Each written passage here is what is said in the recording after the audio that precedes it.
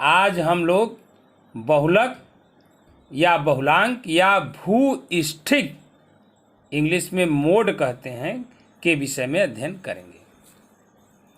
सर्वप्रथम बहुलक किसे कहते हैं इसके विषय में जान लें। किसी समंक माला में सबसे अधिक आवृत्ति वाले मूल्य को सांख्यिकी में बहुलक कहते हैं। अब बहुलक का निर्धारण कैसे करते हैं?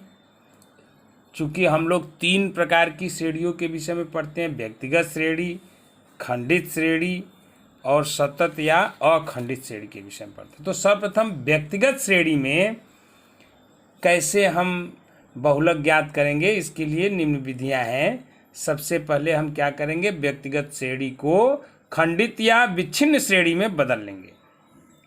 जैसे एक एग्जाम्पल दिया हुआ है, 15 वर्ष की मृत्यु दरों प्रति 1000 के समंकों का बहुलक ज्ञात कीजिए। अब यहाँ 11.1, 10.9 ऐसे दिया हुआ है। तो इसके सलूशन के लिए हम क्या करेंगे, आरोही क्रम में सबसे पहले इसको परिवर्तित कर देंगे।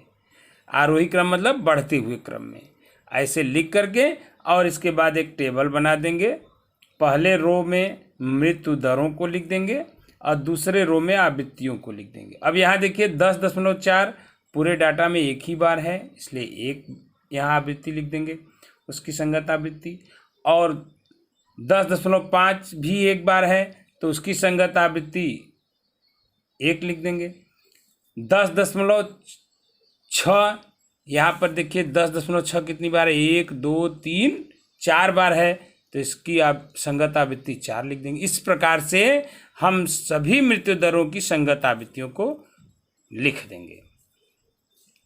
तत्पश्चात अधिकतम आवृत्ति 4 है और जिसका मूल्य क्या है, 10.6 है। अतः बहुलक मृत्यु दर Z बराबर 10.6 होगा। अब सतत या अविच्छिन्न श्रेणी में बदलकर, व्यक्तिगत श्रेणी को क्या करेंगे, सतत या अविच्छिन्न श्रेणी में बदलकर तब जो है बहुलक ज्ञात करेंगे। और ऐसा कब करेंगे, जबकि श्रेणी में कोई भी मूल्य 1 से अधिक बार न पाया जाता हो, तो उसे क्या करेंगे, अविच्छिन्न आवृत्त बंटन के रूप में परिवर्तित करके तब जो है बहुलक वर्ग ज्ञात करके तब बहुलक के सूत्र का प्रयोग करना चाहिए। और तीसरा क्या है, मध्य का, या उसी को मीडियन बोलते हैं, समांतर माध्य हैं, ज्ञात करके तब बहुलक का निर्धारण कर सकते हैं।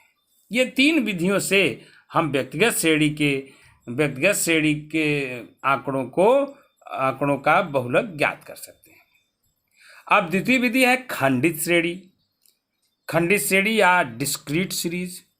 अब इसकी विधियां क्या हैं, अगर बहुलक ज्ञात करना है, अगर हमें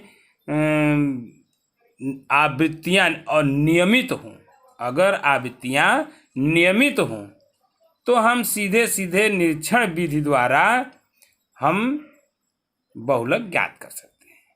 लेकिन अगर आवृत्तियां अनियमित हों तो हम जो है निरीक्षण रीति द्वारा बहुलक नहीं ज्ञात कर सकते। हमें क्या करना होगा, समूहन रीति द्वारा, ग्रुप्ड मेथड द्वारा बहुलक ज्ञात करना पड़ता है। अब प्रश्न उठता है कि अनियमित आवृत्तियां क्या होती हैं। तो अनियमित आवृत्तियों के लिए पहले यह ध्यान रखना होगा कि जो वे अनियमित रूप से क्या होती हैं, और जो आवृत्तियां हैं अनियमित रूप से कभी बढ़ती हैं तो कभी घटती हैं। और क्या हो सकता है, दूसरा है कि अधिकतम आवृत्तियां 2 या 2 से अधिक स्थानों पर हो जाएं, 2 पद मूल्यों की, या कह लीजिए कि 2 वर्गों की आवृत्तियां समान आ जाएं, तब भी जो है हम क्या करेंगे, उसे अनियमित आवृत्ति ही कहेंगे। अधिकतम आवृत्ति केंद्र में न होकर समूह के लगभग आरंभ में या अंत में हो तो भी हम क्या करेंगे, उसे अनियमित आवृत्ति कहते हैं। और अधिकतम आवृत्ति के वो एक ओर की आवृत्तियाँ दूसरी ओर की आवृत्तियों से बहुत भिन्न हों तो भी उसे अनियमित आवृत्ति मानी जाती है। अब एक एग्जाम्पल है, इसको हम लोग देख रहे हैं। एग्जाम्पल में दिया हुआ है कि 230 छात्रों के कॉलर माप का बहुलक निर्धारित कीजिए। अब कॉलर माप पहले रो में लिख दिए सेंटीमीटर में, 32, 33, 34 इस तरह से। छात्रों की संख्या संगत आवृत्तियों को लिख दिए। 7 छात्रों का कॉलर माप 32 सेंटीमीटर है, 14 छात्रों का कॉलर माप 33 सेंटीमीटर, इस तरह से नोट कर लिए। और इसके बाद सॉल्यूशन में हम यहाँ देख रहे हैं कि आवृत्तियाँ कैसे दी गई हैं। 7 है, बढ़कर 14 हुआ, फिर बढ़कर 30 हुआ, फिर घट गया 28 हो गया, फिर बढ़ गया 35, फिर घट गया 34, फिर घट गया 16, फिर घटकर 14, फिर बढ़कर 36, फिर घटकर 16। इस तरह से आप देख रहे हैं कभी बढ़ रहा है कभी घट रहा है। तो ये किस तरह की आवृत्तियाँ दी गई हैं? अनियमित आवृत्तियाँ दी गई हैं। तो इसीलिए सॉल्यूशन में हम जो है समूहन रीति द्वारा बहुलक ज्ञात करेंगे। क्यों? क्योंकि आवृत्तियाँ अनियमित दिया गया है। तो अब सबसे पहले हम क्या करेंगे, मुख्यतया पूरे भाग को 2 भागों में बांट देंगे। एक में तो कॉलर माप लिखेंगे और दूसरे में आवृत्ति लिखेंगे। आवृत्ति वाले कॉलम को 6 कॉलम में डिवाइड कर देंगे। पहले कॉलम में कॉलर माप की जो संगत आवृत्तियाँ दी गई हैं उसको लिख देंगे। दूसरे कॉलम में 2-2 पद मूल्यों के आवृत्तियों का योग लिखेंगे। तीसरे कॉलम में एक पद मूल्य को छोड़कर 2-2 पद मूल्यों के आवृत्तियों का योग लिखेंगे तीसरे में। और चौथे कॉलम में 3-3 पद मूल्यों के आवृत्तियों का योग करेंगे। और पांचवें में क्या करेंगे, एक पद मूल्य को छोड़कर 3-3 पद मूल्यों के आवृत्तियों का योग करेंगे। छठवें में क्या करेंगे, 2 पद मूल्यों को छोड़कर 3-3 पद मूल्यों के आवृत्तियों का योग करेंगे। अब पहले कॉलम में आप देख लीजिए, सबसे अधिक आवृत्ति 36 है, उसका संगत पद मूल्य 40 है। तो हम इस तरह से देखिए एनालिसिस टेबल भी बना लेंगे। इधर कॉलम 1 2 3 4 6 भाग में बांटे हैं तो 6 भाग में यहाँ लिख देंगे 6 रो।